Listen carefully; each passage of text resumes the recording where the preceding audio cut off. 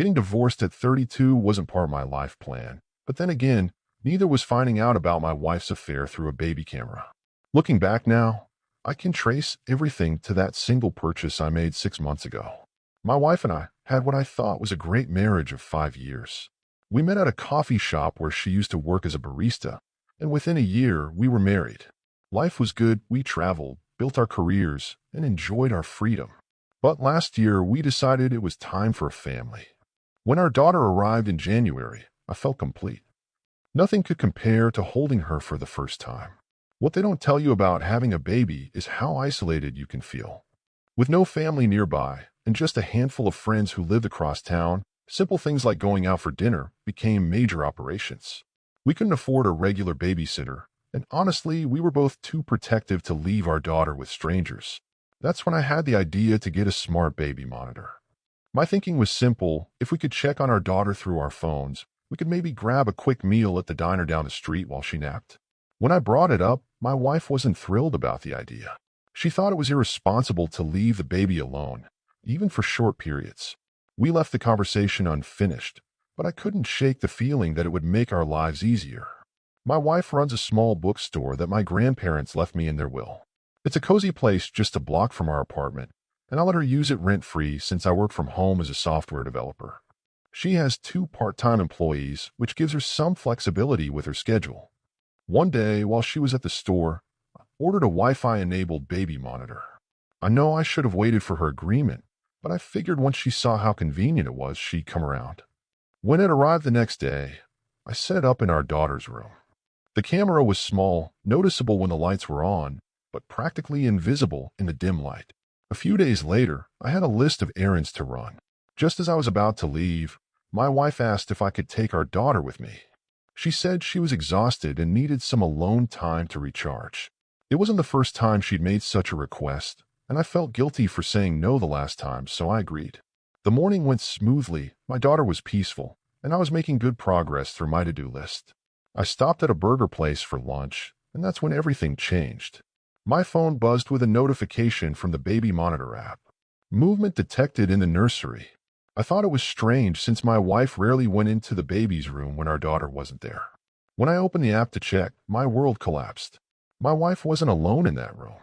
She was with a man I'd never seen before, and what I witnessed next made me feel physically sick. I recorded everything on my phone, though it was the last thing I wanted to do. But some part of my brain, the part that wasn't screaming in anger and hurt, knew I needed evidence.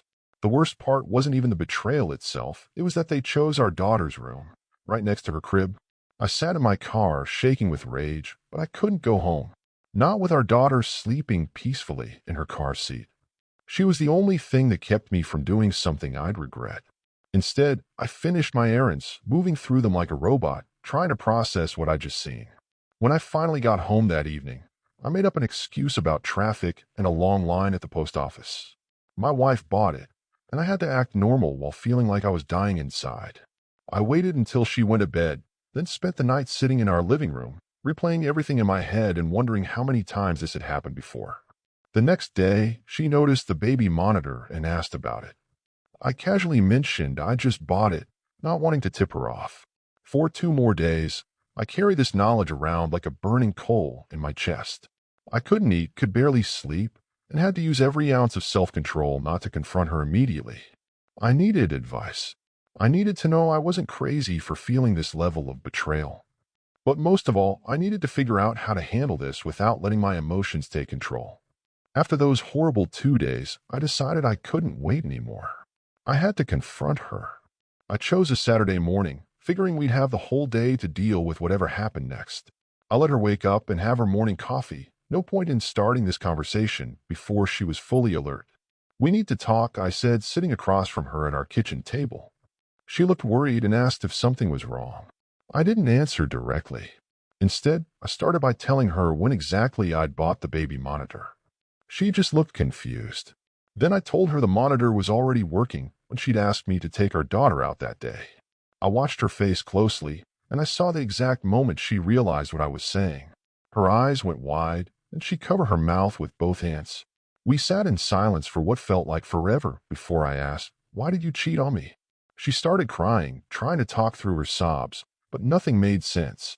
I asked again, and she just cried harder. When I asked who the man was, she completely broke down. It took almost 15 minutes before she could speak clearly. When she finally did, I almost wished she hadn't. "He's just a customer," she said, wiping her eyes. "He comes to the store to buy books for his." She didn't finish, but she didn't need to. I knew what was coming. His wife, I finished for her. I couldn't help but laugh, a hollow, bitter sound. Not only had my wife cheated on me in our baby's room, but she'd done it with another married man. The whole thing was even more disgusting than I'd thought. At first, she claimed she didn't know his name, but I pushed until she admitted it. Marcus Reed. I made sure to remember it. Then I asked the question that had been eating at me. Why did it have to be in our daughter's room? What kind of person does that? Her response shocked me more than anything else. "You didn't even ask my permission before buying the monitor," she said, as if that somehow justified what she'd done. That's when I lost it. "So this is my fault. Because I bought a baby monitor, it's okay for you to have sex with a married man against our daughter's crib? I'm the bad guy because you got caught cheating with some random customer from the store." She started crying again, but I felt no sympathy. The weight I'd been carrying for the past few days lifted slightly, not because I felt better, but because at least now everything was out in the open. I told her to leave the house. She tried to argue, but I was done listening. I needed her gone so I could think clearly about what to do next. A divorce was obvious, but somehow that didn't feel like enough. She hadn't just broken our marriage. She disrespected our home, our daughter, and everything we'd built together. The next few weeks were a blur of legal meetings and paperwork. My best friend Kai's wife happened to be a divorce attorney, and she took my case immediately. The video evidence from the baby monitor was crucial in our state. Infidelity still matters in divorce proceedings.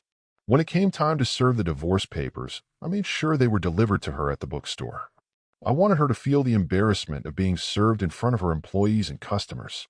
She called me right after, begging to talk things out, but I refused. There was nothing left to say. The divorce proceedings were intense. Her lawyer fought hard for the bookstore. It was the most valuable asset we had besides our apartment. But my attorney played it perfectly, emphasizing not just the cheating, but how soon it happened after our daughter's birth and the location she chose for her affair. Giving her the bookstore, my attorney argued, would be like rewarding her betrayal. The judge ruled in my favor on most counts. I got to keep both the bookstore and our apartment. She got our car, which was fine by me since she'd need it for transporting our daughter. We ended up with joint custody, not ideal, but I couldn't deny my daughter her mother despite everything. The best part was that I didn't have to pay her any support. Her infidelity, proven by the video evidence, played a huge role in that decision. But even with the divorce settled, I wasn't done. I still had two more things to take care of. First was Marcus Reed.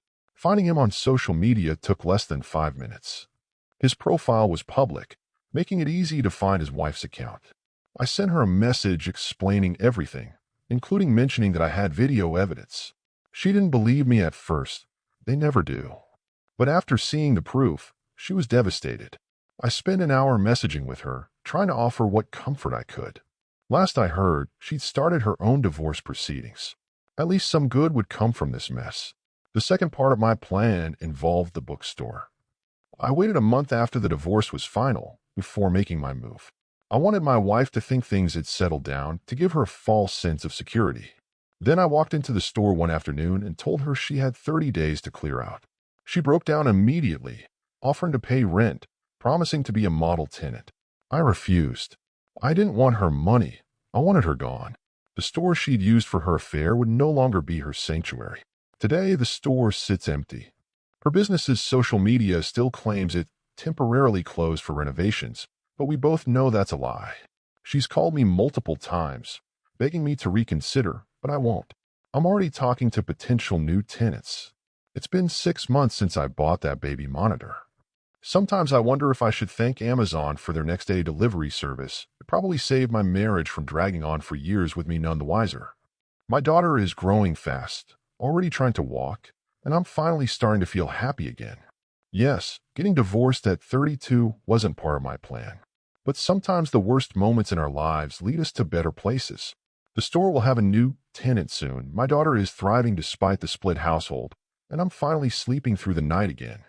As for my ex-wife, I heard she's trying to open a new bookstore across town. Good luck to her. She'll need it since she's starting from scratch this time.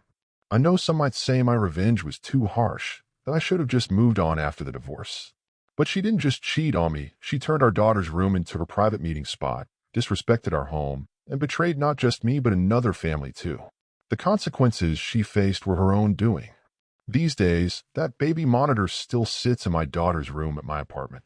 Sometimes when I look at it, I feel a twinge of sadness for what was lost. But mostly, I'm grateful. It showed me the truth when I needed to see it, even if it wasn't the truth I wanted. And in the end, that's what matters most, the truth, no matter how painful it might be. Thank you for watching. If you enjoyed this story, please hit that subscribe button to help us reach our goal of 1,000 subscribers. Don't forget to give it a thumbs up and share it with friends or family who might enjoy it too. Your support means a lot. And if you have any thoughts, questions, or story ideas, drop them in the comments below. I'd love to hear from you. See you in the next story.